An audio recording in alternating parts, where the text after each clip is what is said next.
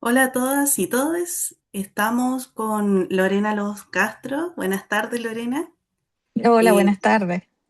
Directora nacional y presidenta del Consejo Regional Biobío de la Agrupación Nacional de Empleados Fiscales de Chile, ANEF, dirigente de larga trayectoria en el sector público del Biobío y con quien conversaremos en el marco de la conmemoración del 1 de mayo este año 2026, abordando algunos elementos principales, prioritarios del contexto político y social de nuestro país desde el ámbito del trabajo de nuestra región.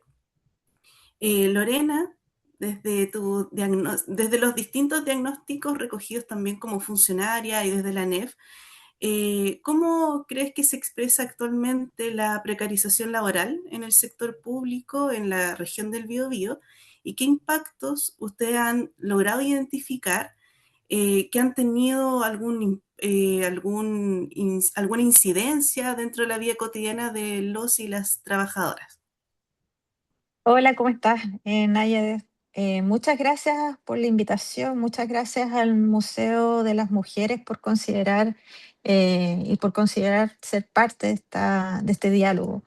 Respondiendo a tu pregunta, la verdad es que nosotros llevamos una lucha mm, de larga data que es parte de los principios fundamentales que hoy día como organización, como ANEF, defendemos, que es la estabilidad laboral.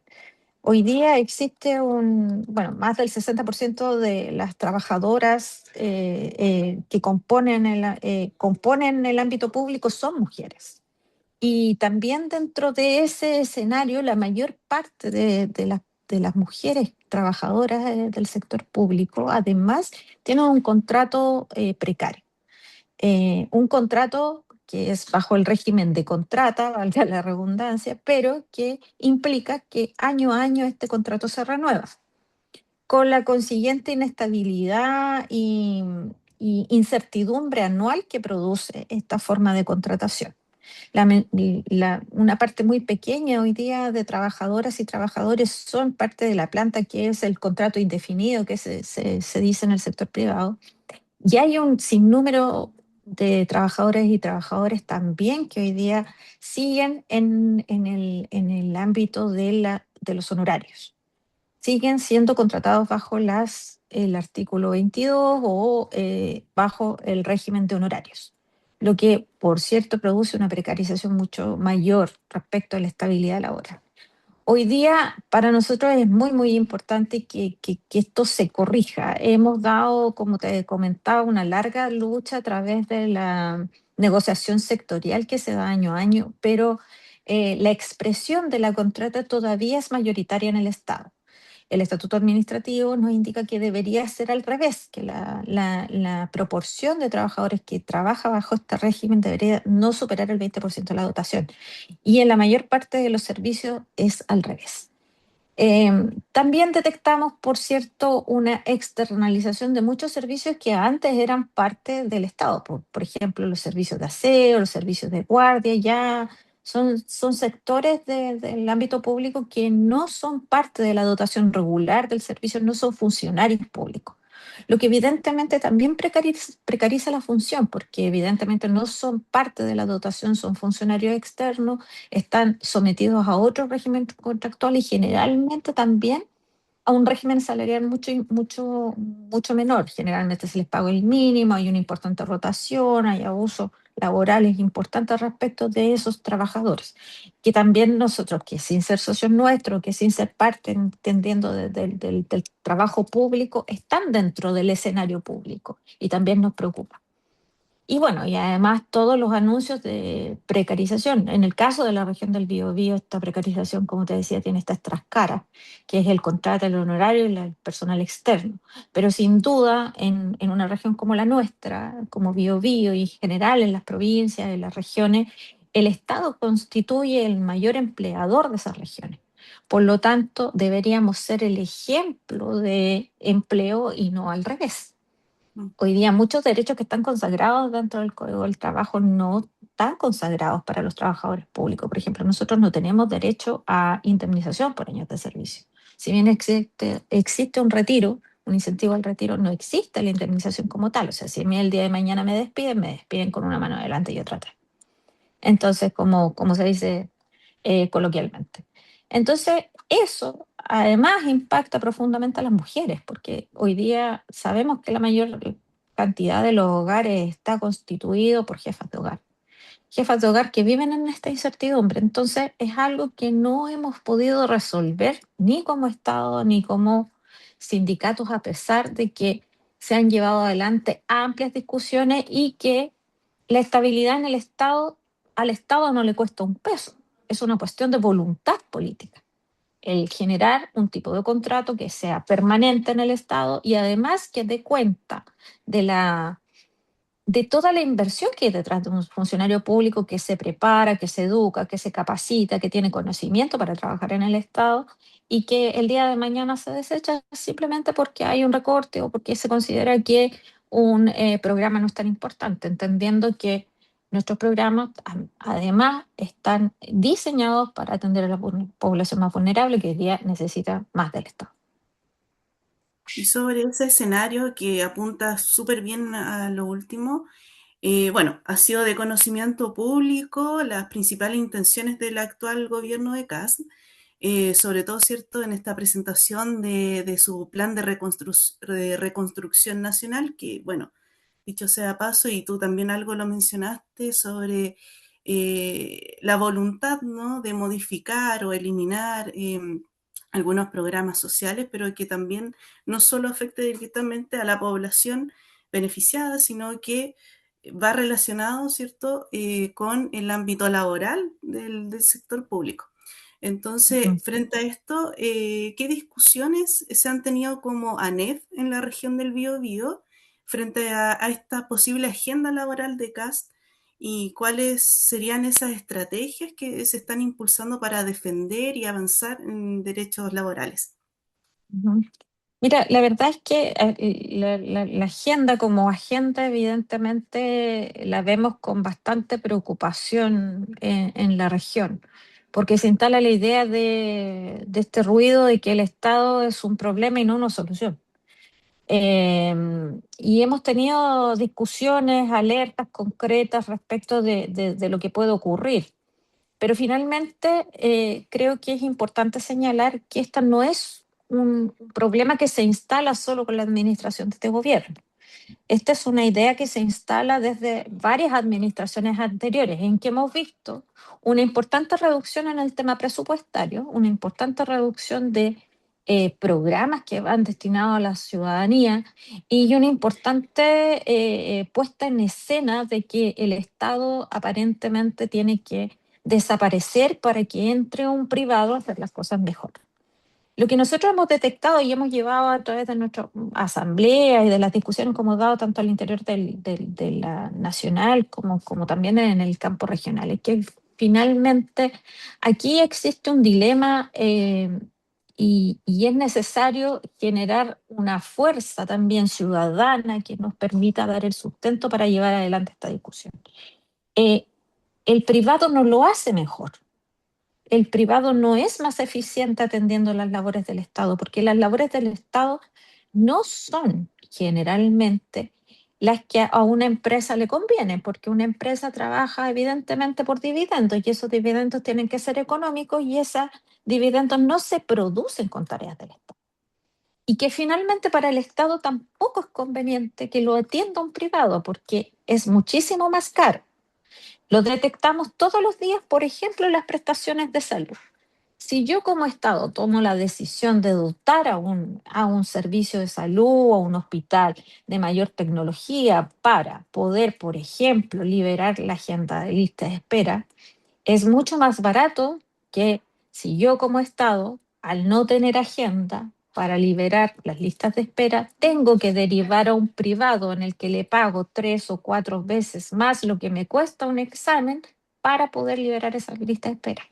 Entonces parece ser que es una dicotomía, actuamos sobre la base de la casi de la esquizofrenia también económica respecto de tener la intención como Estado de pagar más por algo que el Estado puede hacer de manera mucho mejor, mucho más eficiente y mucho más barata.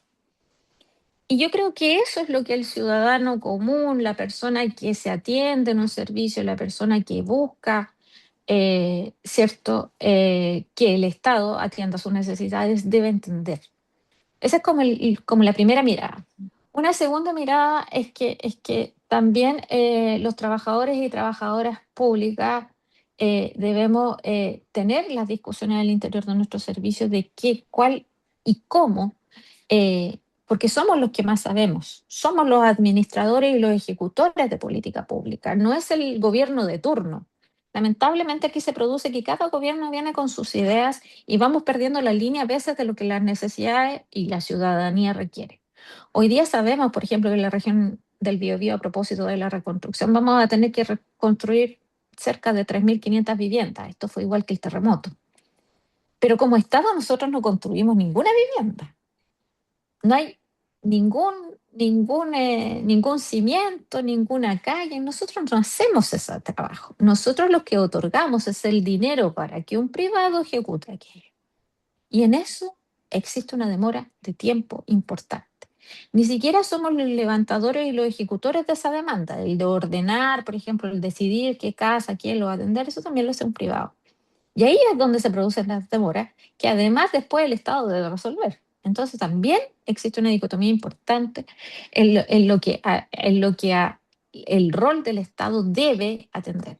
O sea, yo estoy segura, estoy segurísima, que si el Estado construyera, construiría mejor, construiría más rápido y construiría vivienda definitiva.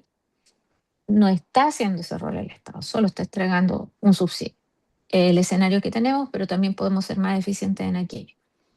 Respecto de lo que el Estado también tiene que discutir y que tiene que generar ahí una discusión interna a nivel político, a nivel social, a nivel también de dirigentes y como organizaciones, es que tenemos que ser capaces de separar a los funcionarios de Estado y a los funcionarios de gobierno. Yo entiendo que los gobiernos tienen que gobernar y entiendo que el Estado tiene que seguir siendo eficiente en lo que hace. Y esos dos mundos se pueden separar. Entonces, los gobiernos se tienen que instalar, se instalarán con su gente para gobernar y los funcionarios de Estado tenemos que seguir siendo el pilar estable, el del conocimiento y el que lleva adelante y ejecuta la política pública. Y esa discusión se ha tenido, hemos tenido políticamente sectores que están dispuestos a darla, pero que nunca ha habido acuerdo. Llevamos más de 10 años desde que yo a lo menos soy dirigente llevando adelante esa discusión sin que hoy día exista ningún atisbo, a excepción de lo que ocurrió en la última negociación del sector público, de avanzar en aquello. Yo creo que aquí se tienen que sentar a conversar las voluntades políticas, las voluntades del Estado y las voluntades de los que son gobiernos para lograr una solución y finalmente tener dentro de cada servicio, de cada comunidad, un Estado más eficiente y un Estado que cada vez es más demandante. Entre más problemas económicos tiene un país, más necesidades tiene de Estado. No resulta coherente querer reducir este Estado. Y por supuesto que nos preocupa el tema del ponerle freno a las manos de las conquistas laborales, al debilitamiento de la recaudación del Estado, porque finalmente aquí la única manera de que el Estado tenga los recursos necesarios para ejecutar políticas públicas es recaudando. Entonces tampoco nos parece coherente que hoy día se pretenda reducir impuestos que hoy día son fundamentales para la ejecución, por ejemplo, de las políticas públicas que van más ligadas a la ciudadanía, que son las que ejecutan los municipios. Y que sin el pago por ejemplo, de las contribuciones, la reducción de las contribuciones los va a afectar tremendamente. Perfecto. Y Lorena, tú igual comentabas de que llevas alrededor de 10 años, ¿cierto? Como dirigenta. También ya a lo largo, ¿cierto? De tu respuesta mencionas de los constantes desafíos, ¿no? Gobierno tras gobierno y también la complejidad de situación país y mundo en realidad, cómo va incidiendo en eso. Y a nivel de organización y de participación de mujeres y disidencia, em, ¿qué lugar están ocupando las mujeres y disidencia al interior de la organización, de la ANEF o de las distintas organizaciones sindicales, ¿cierto? ¿Y cuáles son las problemáticas o demandas específicas en materia de género que se han estado impulsando desde la ANEF en la región? del Biobío? Mira, yo creo que, bueno, este camino tiene el impulso de que hoy día ocupamos un lugar en el que nuestras bases, la mayoría están compuestas por mujeres. La mayor parte de las dirigentes de regiones que dirigen los consejos regionales son mujeres, pero todavía no logramos esa representación en puestos como de poder. Siempre estamos en espacios que si bien es cierto, nos desenvolvemos bastante bien hoy día. Por ejemplo, nuestra NEF no puede escribir historia a través de, por ejemplo, haber elegido una presidenta mujer. La organización más grande de empleados fiscales, que está compuesta la mayoría por mujeres, que tienen más del 60-70% de mujeres, elige hombres para que la dirijan. Yo creo que ese es un cambio cultural importante y yo creo que eh, es defender eh, el rol que hoy día cumplimos las mujeres, que finalmente nos articulamos y tenemos que trabajar codo a codo por llevar adelante propuestas que también tienen un sello particular. Nosotros somos las que cuidamos, nosotros somos las que nos desenvolvemos, nosotros somos las que eh, hoy día asumimos la jefatura de un hogar y necesitamos empleos que den cuenta hoy día de esa realidad. Cuando dicen que las 40 horas no avanzan en el sector público, cuando yo dolorosamente veo que tampoco avanzan las políticas de cuidado, creo que fundamentalmente también están dadas por eso, porque son temas que se dejan como secundarios, como accesorios, siendo que para nosotros es primordial hoy día que se apruebe una sala común universal, que se apruebe una política nacional de cuidados, que se apruebe la ley de 40 horas, no es solo discurso, es algo que va directamente relacionado con el rol que tenemos las mujeres en la sociedad y que son beneficios que principalmente están indicados para que nosotros podamos cumplir esos roles con mayor libertad y con mayores condiciones y con mejores condiciones. Pero hoy día, lamentablemente, son temas secundarios. Por lo mismo que te explicaba, pues suele ser una suerte de que hoy día, como no estamos a la dirección de estas organizaciones, son temas que se dejan un poco de lado.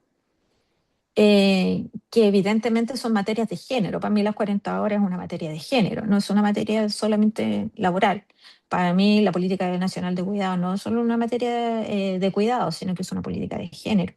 Para mí, por ejemplo, el estandarizar el tema de las remuneraciones no es una materia de solo de remuneracional y que tiene que ver con la reivindicación legítima que tienen los trabajadores de mejorar sus remuneraciones, tiene que ver con un tema de género, porque las principales brechas están dadas entre hombres y mujeres y entre cargos que son similares, entre regiones. O sea, hay todo un tema ahí.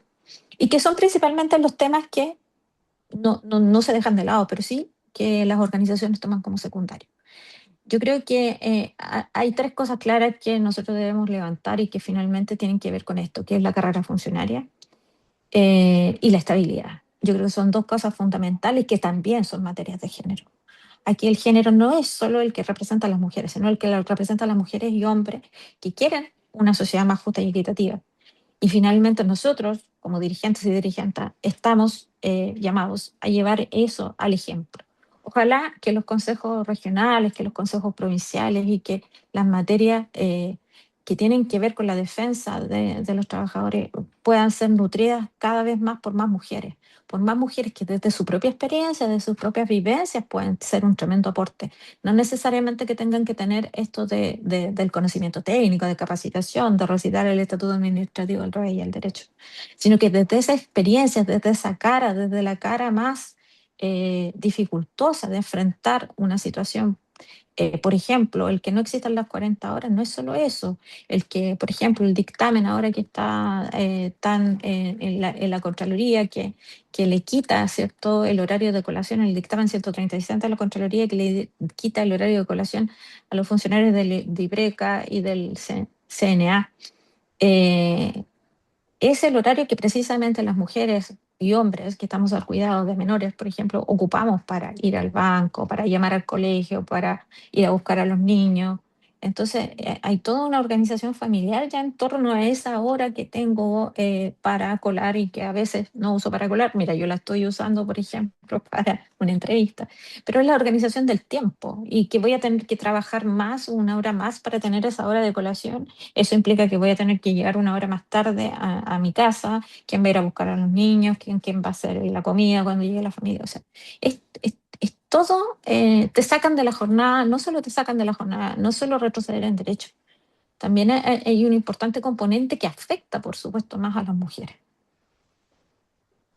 Perfecto. Muchas gracias, Lorena, por esta conversación, una breve conversación, pero importantísima también para iniciar otras, profundizar también ciertas estas temáticas, como dices tú, en torno a la precarización, eh, no solo de las mujeres o solo de hombres o solo de ciertos tramos de la población, sino que también, ¿cierto?, cómo va afectando a nivel familiar, a nivel comunitario, a nivel territorial, o sea, ahí, ¿cierto?, el análisis es mucho más complejo y se puede, y ojalá que se vuelva cada vez más complejo porque justamente así podemos ir dando más respuesta y mirada a las problemáticas de nuestro país.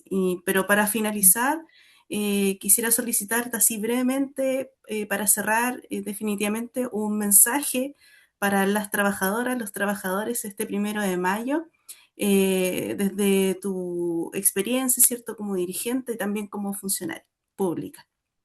Bueno, yo quisiera decir que tenemos que llevar a los trabajadores y trabajadoras a, a organizarse y también a ser parte de. No podemos ser simples espectadores de lo que hoy día sucede. Cuando un Estado se precariza, cuando un trabajador se precariza, no solo se precariza el trabajador, se precariza la ciudadanía, al servicio que se da a la ciudadanía. Cuando yo reduzco funciones, programas, estoy afectando directamente a ese, al que va, al que va este programa, al que llega este programa, el que le llega, el que lo necesita por su salud mental, a nuestros ancianos, a nuestros jóvenes, a los colegios, a todas las materias que hoy día tiene el Estado y que, si bien es cierto, no son un ejercicio de rentabilidad, sí tienen una rentabilidad social importante. No seríamos hoy día la sociedad que somos si no hubiésemos tenido acceso a nivelar hoy día, a equiparar la cancha. Yo creo que como ANEF Bio, como ANEF y como trabajadores del Estado tenemos que defender cada puesto de trabajo, cada derecho ganado, cada cosa que hoy día las mujeres y hombres de este Estado hacen para que funcione.